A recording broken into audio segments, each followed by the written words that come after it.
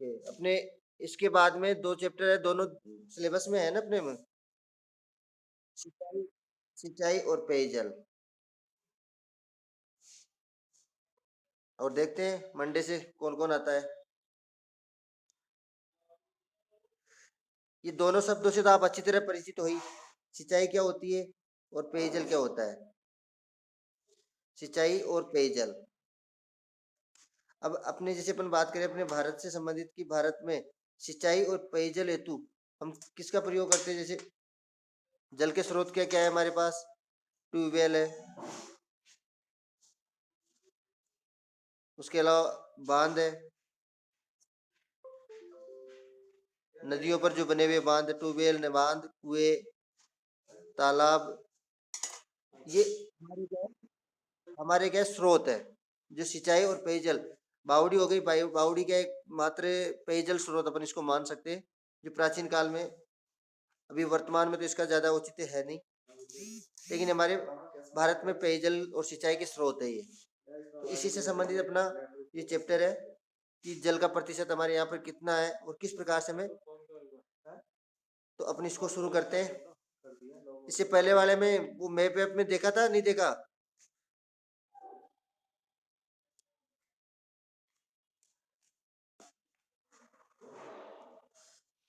देखो आगे, जल के वे स्रोत जो मानव के लिए उपयोगी है या जिनके उपयोग की संभावना हो, उन्हें क्या कहते हैं हम? यानी हमारे जो वर्तमान में उपयोगी है जल के स्रोत, या भविष्य में उनका उपयोग करने वाले, तो वो सारे जल संसाधन कहलाते हैं। जल का उपयोग जीवन के हर क्षेत्र में होता है। जल के बिना जीवन संभव नहीं है। तो भौगोलिक दृष्टि से अगर देखा जाए तो राजस्थान देश का सबसे बड़ा राज्य है, परंतु सतही जल की उपलब्धता संपूर्ण भारत का मात्र भारत राजस्थान में कितना है? परंतु सतही जल अपन बोलते हैं धरातलीय जल, ऊपरी जो जल है, सतही जल की उपलब्धता संपूर्ण भारत का कितना है? केवल 1.16% है। कहाँ पे? राजस्थान में। भारत का सबसे बड़ा क्षेत्रफल की दृष्टि से सबसे बड़ा राज्य, और संपूर्ण जो जल है भारत का उसका 1.16% जल।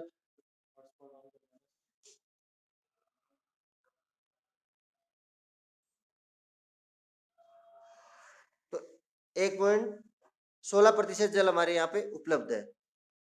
एवं दोहन योग्य भूजल, यानी भूमि से हम जो जल जैसे ट्यूबवेल के माध्यम से या भूमि के जल जल है, वो तो दोहन योग्य भूजल मात्र 1.72%। तो राजस्थान देश का न्यूनतम वर्षा प्राप्त करने वाला राज्य है। राजस्थान जो है देश में सबसे कम वर्षा प्राप्त करता है। अन्य राज्यों के मुकाबले में हमारे राजस्थान की जो वर्षा की मात्रा है वो बहुत कम है। राज्य में पिछले 61 वर्षों में 43 बार क्या पड़ा है? अन्य राज्यों में इतना अकाल नहीं पड़ा जितना राजस्थान में पड़ा है।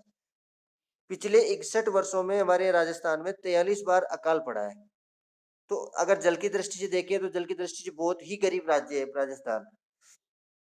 मरुस्थलीय क्षेत्रों में पेयजल उपलब्ध होने में अत्यधिक कठिनाई है, क्योंकि हमारा पश्चिमी राजस्थान देश राजस्थान का लगभग 61% भाग में क्या स्थित है? मरुस्थल।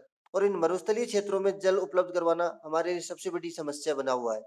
लेकिन फिर भी हम वर्तमान में क्या है, इस क्षेत्र में जल उपलब्ध करवाने के लिए एक कौन सी महत्वपूर्ण नहर प्रणाली? इंदिरा गांधी नहर प्रणाली जो है सबसे महत्वपूर्ण है। तो मरुस्थलीय क्षेत्रों में पेयजल उपलब्ध होने में बहुत ज्यादा कठिनाई है। राजस्थान में जल संसाधन का अत्यधिक महत्व है। जल ही जीवन है, इस तथ्य को उद्घाटित करती राजस्थानी भाषा की निम्न पंक्तियां। अब इसने कहा है कि राजस्थानी भाषा में जल का महत्व दर्शाती हुई कुछ पंक्तियां हैं। इन पंक्तियों से किस प्रकार से हम जल का महत्व समझ सकते हैं? तो इसमें कहा है कि घी डूले तो मारो कहीं न बिगड़े। इसने कहा है कि अगर घी अपन जानते ही है कि घी डूल जाए तो हमारा कुछ नहीं बिगड़े। पानी डूले तो मारो जियो जल जाए, अगर पानी डूल जाए तो मेरा जी जलने लग जाता है। पानी सु फसला पके, पानी एकमात्र ऐसा है जिससे फसलें पकती है, फल फूल और ढेर होता है, फल फूल लगते हैं। और पानी जब रूठे तो धरती पर अंधेर होता है, यानी पानी जब हमारे से रूठ जाता है तो धरती पर एक मानो एक अंधेरा सा छा जाता है, यानी अकाल की स्थिति। तभी तो अपन ने कहा है कि पिछले 61 वर्षों में राजस्थान में 43 बार अकाल पड़ा है। तो ये अंधेरी है कि धरती पर अंधेर छा जाता है। तो यहाँ पर घी से भी ज्यादा महत्वपूर्ण बताया गया है अपने जल को राजस्थान में, क्योंकि राजस्थान में जल की आवश्यकता सर्वाधिक है। अन्य राज्यों के मुकाबले सबसे कम वर्षा प्राप्त करता है राजस्थान। तो इस चार पंक्तियों के माध्यम से हम जल का महत्व समझ सकते हैं। राज्य के अधिकांश जल संसाधन दक्षिणी पूर्वी भाग तक सीमित है। राज्य में भी जो ज्यादातर जल संसाधन है वो कहाँ पर, दक्षिणी पूर्वी भाग, राजस्थान के दक्षिणी पूर्वी भाग कौन सा,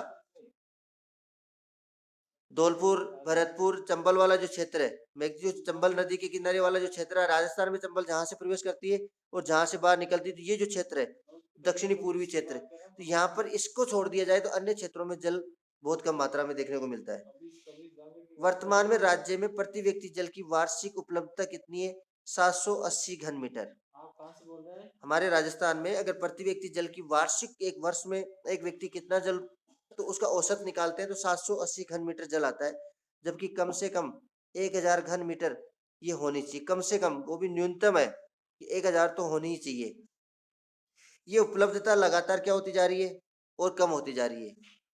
देश का 51% जो जल है वो कैसा है, फ्लोराइड युक्त है।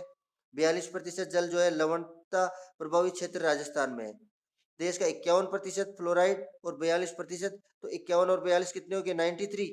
तो 93% जल तो ये हमारे पास इस प्रकार का 51% फ्लोराइड वाला और 42% लवणता, लवणता का अर्थ खारा जल। राजस्थान के जल संसाधनों को दो भागों में हम डिवाइड कर सकते हैं, सतही जल और भूमिगत जल। सतही जल जिसके अंतर्गत कौन कौन से आते हैं, सतही जल में तालाब आ गए, बांध आ गए, और भूमिगत जल में किसको मानते हैं, कुएं, ट्यूबवेल। तो भूमिगत यानी भूमि के आंतरिक भाग से जो जल निकलता है वो भूमिगत, और सतही भाग पर यानी ऊपरी धरातल पर जो जल एकत्रित करते हैं वो सतही जल कहलाता है। तो पहले अपन देखते हैं सतही जल संसाधन। नदियां, झीलें और तालाब प्रमुख सतही जल के स्रोत है। नदियां, झीलें, तालाब ये ऐसे जो धरातल पर उपलब्ध है, ये सतही जल स्रोत है। ये स्रोत कैसे है, प्राकृतिक है, किंतु इनसे नहरें निकालकर इनके जल का व्यापक क्षेत्रों में प्रयोग किया जा रहा है। यानी मानव ने क्या किया, जिन क्षेत्रों में जल की अनुपलब्धता थी, जहां पर जल कम था, उन क्षेत्रों में यहाँ से नहरें निकाली और उस क्षेत्र में जल पहुंचाने का काम किया। चंबल, बनास, लूणी, माही, बाणगंगा, बेड़च, गंभीरी, सुकड़ी, कालीसिंध, परवन, मेज आदि राज्य की प्रमुख नदियां। अब तो राजस्थान की नदियों के नाम भी याद कर लेना। राजस्थान में ये महत्वपूर्ण नदियां, ये सारी जो नदियां हैं राजस्थान के क्षेत्र से कहीं ना कहीं किसी न किसी रूप में जुड़ी हुई है। इन नदियों में उपलब्ध जल का प्रयोग सीधे नदियों से, इन पर बनाए गए बांधों से निकाली गई नहरों के माध्यम से किया जाता है। अब इनका जल का उपयोग, ये जितनी नदियां हैं, इन नदियों के जल का उपयोग हम कैसे करते हैं, या तो डायरेक्टली कर लेते हैं नदी से, और या फिर इन नदियों से नहरें निकालकर या इन नदियों पर बांध बना करके भी हम इस नदियों के जल का प्रयोग करते हैं। इन पर बनाए गए बांधों से निकाली गई नहरों के माध्यम से भी हम इनका प्रयोग कर रहे हैं। राज्य को सिंचाई और पेयजल की समस्या से निजात निजात का छुटकारा दिलाने के लिए नदियों को जोड़ने की महत्वाकांक्षी योजना भी सरकार द्वारा निर्धारित है, कि आपस में, अब क्योंकि हम ये नदियों को जोड़ने की आवश्यकता क्यों पड़ती है, क्यों नदियों को जोड़ने की, इसलिए कि हमारे यहाँ पर जो नदियां हैं वो कैसी है, मानसूनी नदियां हैं। और मानसूनी का अर्थ क्या होता है, केवल वर्षा काल में ही अधिकतर नदियां ऐसी है, कुछ नदियों को छोड़कर, जो वर्षा काल में ही क्या करती है, उनमें जल देखने को मिलता है। अन्य समय उनमें जल नहीं होता। तो जब एक नदी दूसरी नदी से जो सदाबहार या पूरे 12 माह बहने वाली जो नदी है, तो उस नदी से अगर अन्य नदियों को जोड़ दिया जाए तो अन्य क्षेत्रों में भी जल पहुंचाया जा सकता है। तो महत्वाकांक्षी योजना सरकार द्वारा प्रस्तावित है। नदियों को जोड़ने का कानून बनाने वाला राजस्थान देश का पहला राज्य, इसको अंडरलाइन कर लेना, कि नदी जोड़ने वाला कानून बनाने वाला राजस्थान देश का पहला राज्य है। झीलें भी राजस्थान में जलापूर्ति का महत्वपूर्ण, झीलों से भी क्या होता है, राजस्थान में पेयजल और सिंचाई के लिए जल उपलब्ध करवाया जाता है, जो बड़ी महत्वपूर्ण झीलें हैं। राज्य में खारे पानी और मीठे पानी दोनों प्रकार की झीलें हमारे यहाँ पर उपलब्ध है। खारे पानी की भी है और मीठे पानी की भी है। खारे पानी की झीलों से नमक तैयार किया जाता है और मीठे पानी की झीलों से पेयजल उपलब्ध करवाया जाता है। इनमें से मीठे पानी की झीलें पेयजल और सिंचाई हेतु जल प्रदान करती है। और राज्य की प्रमुख मीठे पानी की झीलें कौन कौन सी है, अब हमारे राजस्थान की महत्वपूर्ण जो मीठे पानी की झीलें, जयसमंद, पिचोला, फतेह सागर, ये कहाँ पे स्थित है, उदयपुर में। राजसमंद, राजसमंद में, आना सागर पुष्कर में स्थित है। सिलीसेट अलवर में, कोलायत बीकानेर, नवलखा झील बूंदी में, और गेप सागर जो है वो डूंगरपुर, कायलाना बालसमंद जोधपुर में, बंद बारेट भरतपुर में, और रामगढ़ जयपुर, नक्की झील माउंट आबू सिरोही में स्थित है। ये सारी क्या है, मीठे पानी की झीलें हैं। तालाब भी सतही जल का एक अच्छा स्रोत है, क्योंकि हमारे यहाँ पे राजस्थान में अधिकतर अपन देखते हैं कि ग्रामीण क्षेत्रों में अधिकतर इन्हीं तालाबों के माध्यम से सिंचाई और पेयजल के लिए भी जल का उपयोग किया जाता है। और इन तालाबों में जो जल का स्रोत है, जल कहाँ से प्राप्त होता है? तो वर्षा काल में जो एकत्रित जल होता है वही तालाबों में से रहता है, और तालाबों के जल को हम क्या करते हैं, अगली वर्षा काल तक इनका प्रयोग करते रहते हैं। तो राजस्थान में लगभग 450 बड़े तालाब है, जिनको अपन छोटी छोटी जो, यानी बांध तो नहीं बोल सकते, बांध से थोड़ी छोटी साइज में, तो ग्रामीण क्षेत्रों में पंचायत स्तर पर इस प्रकार के तालाब देखने को मिलते हैं। तो राजस्थान में 450 बड़े तालाब है जिनसे सिंचाई और पेयजल के लिए जल का उपयोग किया जाता है। ये तो था सतही जल संसाधन। अब नेक्स्ट आता है भू जल संसाधन। ये संसाधन नदियों सदियों से, कई वर्षों से, शताब्दियों से जल प्राप्ति का स्रोत रहा है। जब सत, इसका उपयोग हम कब करते हैं? जब हमारे पास सतही जल की कमी हो जाती है या सतही जल की अनुपलब्धता हो जाती है, तो उस कंडीशन में हम क्या करते हैं? भूमिगत जल का उपयोग करते हैं। वर्तमान में राज्य में कुएं और नलकूप से कुल सिंचित क्षेत्र का 70% भाग सिंचित होता है।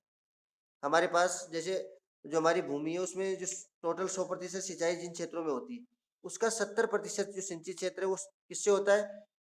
कुएं और नलकूपों से। राज्य की लगभग 70% पेयजल स्रोत, राज्य का लगभग 70% पेयजल स्रोत आधार भी क्या है? भूजल स्रोत, यानी भूमिगत जल से ही हमारे पास सबसे ज्यादा उपयोग हम इसका करते हैं। तो पेयजल के रूप में देखें या सिंचाई के रूप में, अधिकतर जल जो है हम कौन सा उपयोग में लेते हैं? सतही जल की अपेक्षा भूमिगत जल का उपयोग हम ज्यादा करते हैं। नेक्स्ट है जल संरक्षण।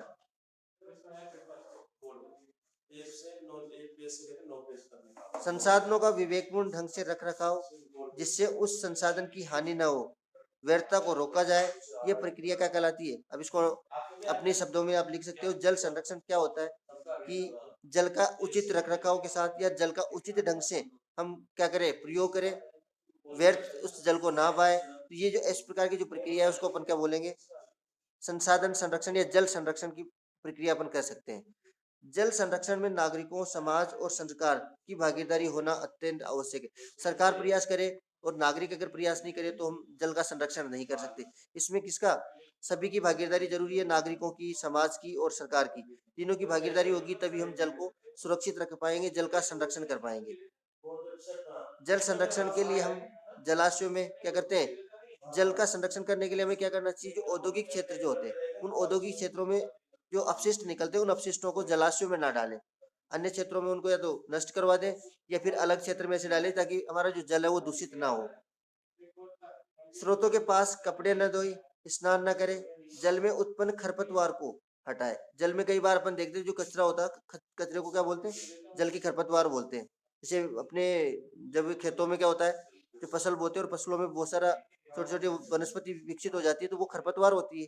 ये जल की खरपतवार, जल का कचरा। तो इसको क्या करते हैं? खरपतवार को समय समय पर हटाते रहे। खड़ीन, कुंडी, कुई, नाडी, जोहड़, तालाब आदि हमारे जल संचयन और संग्रहण की परंपरागत विधि है। परंपरागत प्राचीन।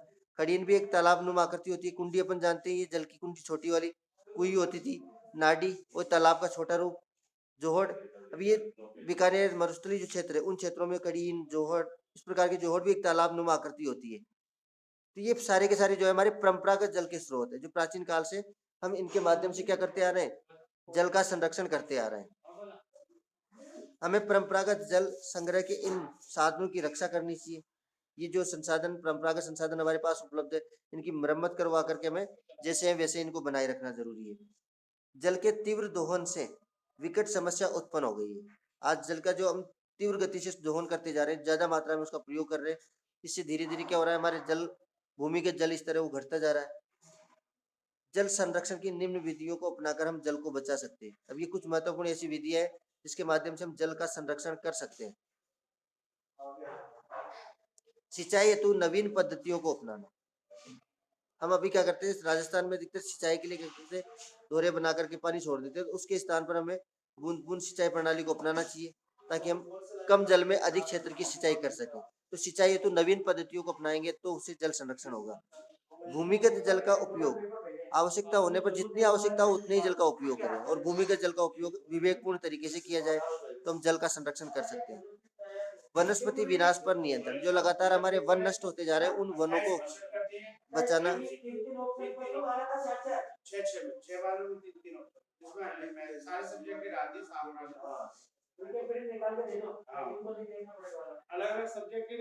तो इसमें वनस्पति विनाश पर क्या कर दिया, नियंत्रण स्थापित कर दिया। तो हमारा जो वनस्पति क्षेत्र है, वन क्षेत्र है, वो ज्यादा नष्ट नहीं हो, ताकि जो वनों का होना आवश्यक है, वर्षा के लिए वन होने आवश्यक है। वर्षा जल का संचयन, रेन वाटर हार्वेस्टिंग।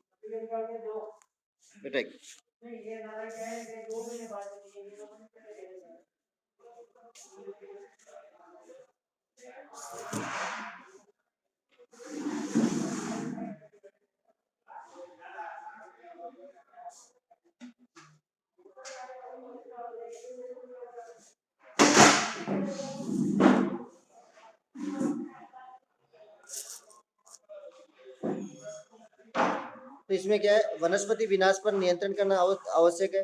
साथ ही साथ अपन बात करें वर्षा जल का संचयन, यानी वर्षा जल क्या होता है। अब इस वर्षा जल का काफी महत्वपूर्ण होता है कि जैसे कई बार क्या होती है, जैसे अपना धरातल है और ये समुद्री क्षेत्र है, तो इस धरातल पर जब वर्षा होती है, ये वर्षा जब धरातल पर होती है, तो इस वर्षा जल को क्या करना चाहिए, संचित करना चाहिए। हमारे पास वर्षा जल को रोककर उसको एकत्रित कर संग्रहित करने के पर्याप्त मात्रा में संसाधन होने चाहिए। अगर ऐसा नहीं होता तो क्या करता है, नदियों के माध्यम से समुद्र में पहुंच जाता है और यहाँ पर क्या होता है, लवण युक्त जल में घुल जाता है, जिसके कारण इस जल को हम उपयोग नहीं ले सकते। तो वर्षा जल को अधिक से अधिक क्या किया जाए, धरातल पर ही रोका जाए, ताकि भूमिगत जल स्तर भी बढ़े और हम उस जल का अधिक से अधिक उपयोग भी कर सके। तो वर्षा जल का संचयन, जैसे rain water harvesting, rain water harvesting का वर्षा जो जल है उसका संचयन किया जाए, उसको सुरक्षित किया जाए धरातल के ऊपर। किसी भी क्षेत्र में हम जैसे बांध बना के करें, एनीकट बनाकर करें या तालाब बनाकर किसी भी रूप में करें, लेकिन वर्षा जल को संचयन आवश्यक है। अपशिष्ट जल का शोधन कर उपयोग, जो हमारा पास जो जल होता है जिसका उपयोग हम कर चुके होते हैं, तो इसे अपशिष्ट जल जो होता है, जो गंदा जल होता है, उस गंदा जल का शोधन करके पुनः उसका उपयोग किया जाए, ताकि हम जल को सुरक्षित कर सके। कृषि पद्धति और फसल प्रतिरूप में परिवर्तन, हमारी कृषि प्रणाली जो है उस पर लगातार हम परिवर्तन, यानी उसको बदल बदल कर ऐसा बोए। हम क्या करते हैं, हर बार ऐसी फसलें बोते हैं जिसको पानी की आवश्यकता ज्यादा होती है, तो ऐसे फसलों के स्थान पर उन फसलों का उत्पादन या प्रतिरूप क्या है, परिवर्तन करके हम बोए, ताकि जल की आवश्यकता उनको कम रहे। और कृषि पद्धति में भी न्यू टेक्नोलॉजी का प्रयोग करें। तो कृषि पद्धति और फसल प्रतिरूप में परिवर्तन से भी हम जल का संरक्षण कर सकते हैं। छोटे तालाबों, बांधों, एनीकट आदि का निर्माण कर हम जल का संचयन कर सकते हैं, जल को, वर्षा जल को समुद्रों में मिलने से रोक सकते हैं।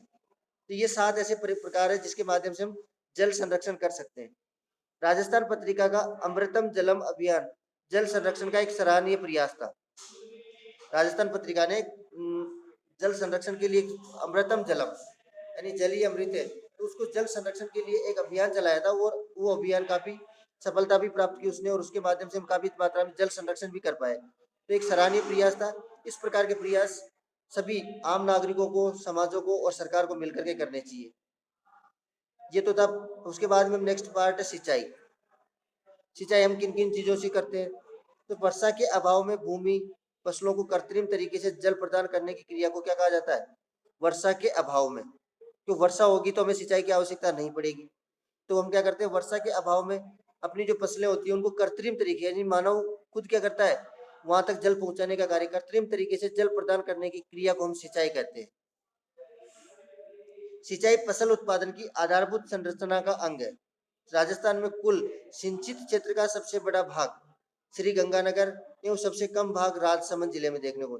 सर्वाधिक जो सिंचाई होती सिंचित भाग है वो गंगानगर में, सबसे न्यूनतम सिंचित भाग है वो राजसमंद में स्थित है।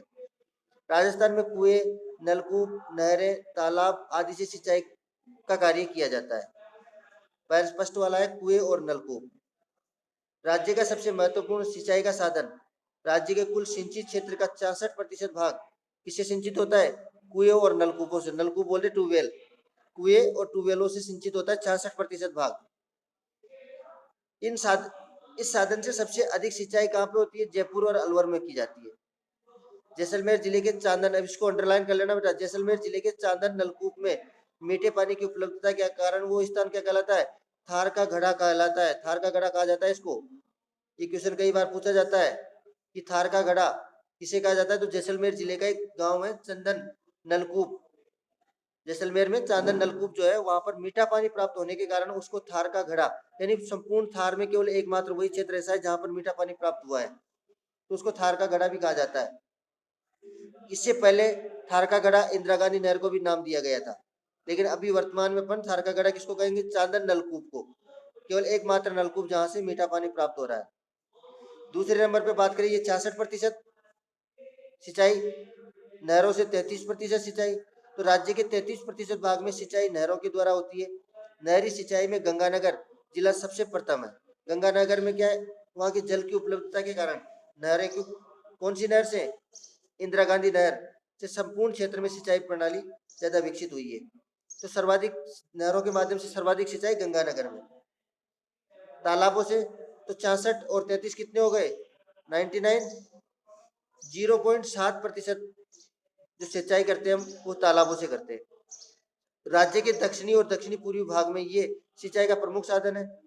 तालाब द्वारा सिंचाई में प्रथम स्थान भीलवाड़ा का है, दूसरा स्थान उदयपुर का है, तथा अन्य साधनों से इन तीन के अलावा कुएं, नलकूप, नहरें और तालाबों के अलावा अन्य जो तरीके हैं उनसे 0.3% भाग पर सिंचाई की जाती है। इस प्रकार ये हमारा कितना हो गया, 99, 0.7 और 0.3, यानी 100% जल क्षेत्र सिंचित क्षेत्र है। तो सबसे ज्यादा सिंचाई जो होती है कुएं नलकूप से 66%, नहरों से 33%, तालाबों से 0.7% और अन्य सिंचाई के स्रोतों से 0.3%। इस प्रकार से अब ये इसका एक डायग्राम है। अब ऐसा कोई क्वेश्चन आता है तो उसका डायग्राम बना करके उसको दर्शाना है अपने को।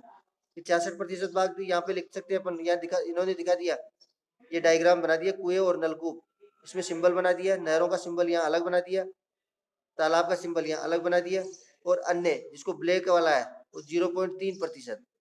तो इस डायग्राम के माध्यम से भी अपन इसका वर्णन भी कर सकते हैं और इसको दर्शा भी सकते हैं। राजस्थान की प्रमुख बहुउद्देश्यीय परियोजना है। अब कौन बताएगा, करिश्मा, बहुउद्देश्य परियोजना की डेफिनेशन बताओ, परिभाषा क्या होती है, बहुउद्देश्य परियोजना किसे कहते हैं।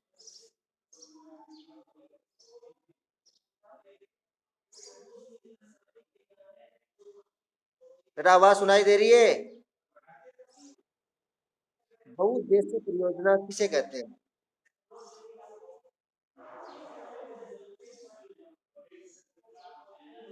बहुउद्देश्य परियोजना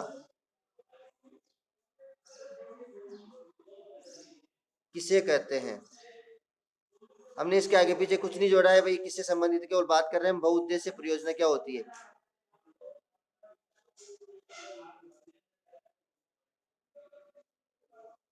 बहु का अर्थ नहीं जानते हो आप, केवल इसको अलग अलग कर लो।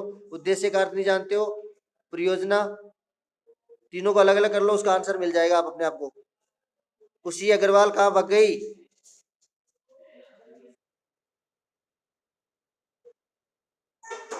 हाँ बेटा, आप लेफ्ट कैसे हुए, तो फोन आ गया था बीच में, नहीं तो लेफ्ट क्यों हो रहे हो।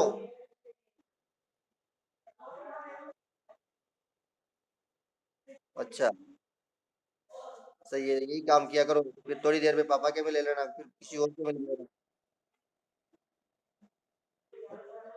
हाँ, अब इसको देखो, इधर नाम से पता चल रहा है बहुउद्देश्य परियोजना, बहु यानी बहुत से, उद्देश्य का मतलब उद्देश्य, उद्देश्य ही होता है कोई भी कार्य, और परियोजना का अर्थ होता है वो। तो इसमें अपन बोल सकते हैं कि मानव के एक से अधिक, एक या एक से अधिक उद्देश्यों की पूर्ति की जाने वाली परियोजना को बहुउद्देश्य परियोजना कहा जाता है। बहुउद्देश्य परियोजना कहा जाता है। अब हमने इसके आगे न तो कुछ जोड़ा कि जल से संबंधित है, सिंचाई से संबंधित, किसी से, ये जल से संबंधित अपन बात कर रहे हैं, तो मानव के एक से अधिक उद्देश्यों की पूर्ति करने वाली चाहे कोई सी भी परियोजना, उसको अपन बहुउद्देश्य परियोजना ही मानते हैं। तो राजस्थान की प्रमुख बहुउद्देशीय परियोजना है चंबल परियोजना। अब चंबल परियोजना को बहुउद्देशीय क्यों कहा गया? क्योंकि ये सिंचाई, पेयजल और विद्युत तीन चीजें उपलब्ध करवाती है, इसलिए इसको बहुउद्देशीय नाम दिया गया। भाखड़ा नांगल परियोजना वही सिंचाई, पेयजल और विद्युत उत्पन्न करवाने के कारण।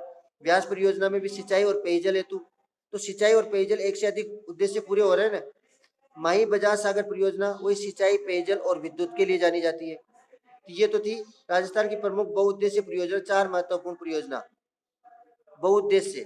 अब आती है राजस्थान की वृहत यानी बड़ी परियोजना है। इसी अब इसमें क्या है, इंदिरा गांधी नहर, ये केवल सिंचाई और पेयजल के लिए जानी जाती है, बड़ी योजना है सिंचाई व पेयजल हेतु। गंग नहर वह भी सिंचाई और पेयजल, भरतपुर नहर है, ये सिंचाई के लिए निकाली गई नहरें हैं। गुड़गांव नहर है, बीकाबाई, सागवाड़ा, माही नहर, तो ये सभी जो है सिंचाई के लिए और सिंचाई के साथ साथ पेयजल का कार्य भी इनके द्वारा किया जाता है। जाखम परियोजना, सिद्धमुख नहर परियोजना, बिशलपुर परियोजना राज्य की सबसे बड़ी पेयजल परियोजना। इसको बनाने के पीछे एक ही उद्देश्य था कि राज्य को पेयजल, अब इसको याद रखना है कि राज्य की सबसे बड़ी पेयजल परियोजना कौन सी है, तो वो है बिशलपुर, तो जिसमें सर्वाधिक पेयजल हेतु सब चीज का प्रयोग किया गया था। नर्मदा नहर परियोजना, इसरदा परियोजना, अब ये इसरदा परियोजना और बिशलपुर परियोजना दोनों जो है कहाँ पर स्थित है, बनास नदी पर। बनास नदी पर ये वर्तमान में चल रही है और इसका कार्य अभी वर्तमान में इसरदा परियोजना, ये भी सिंचाई और पेयजल हेतु ही इसका निर्माण किया जा रहा है।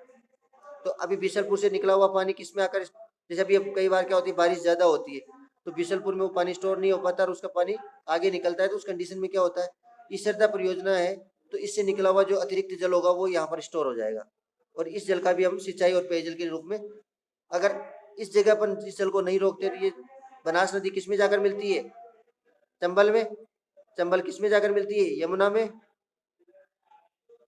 और यमुना किस में जाकर मिलती है, गंगा में। तो ये बनास चंबल में गई, चंबल यमुना में गई और यमुना गंगा में मिलती है और गंगा किस में जाकर मिल जाती है, गंगा नदी बंगाल की खाड़ी में जाकर मिल जाती है। तो ये जल जो है वहां पहुंचने के बाद में किसी का काम योग्य नहीं रहता है, तो इस कारण से ये महत्वपूर्ण परियोजना है राजस्थान से संबंधित। अब नेक्स्ट वाली जो है इनके बारे में बड़ी, बाकी के जो पॉइंट है आगे पढ़े या बहुत है इतना ही बेटा, हिंदी का टाइम हो गया। ठीक है, अभी हिंदी की क्लास अटेंड करो और इसको दोबारा पढ़ना ढंग से और ये पॉइंट पढ़ के आना सारे। इसमें दिया हुआ है इंदिरा गांधी नहर परियोजना के सारे पॉइंट दिए हुए आगे, तो ये एक एक परियोजना की डिटेल दी हुई है, चार बड़ी परियोजना है ना। ये जो इंदिरा गांधी नहर परियोजना काफी विस्तृत रूप में दी हुई है, तो इसको एक बार ढंग से पढ़ के आना है कल। ठीक है, ओके बेटा, करो हिंदी की क्लास ज्वाइन करो।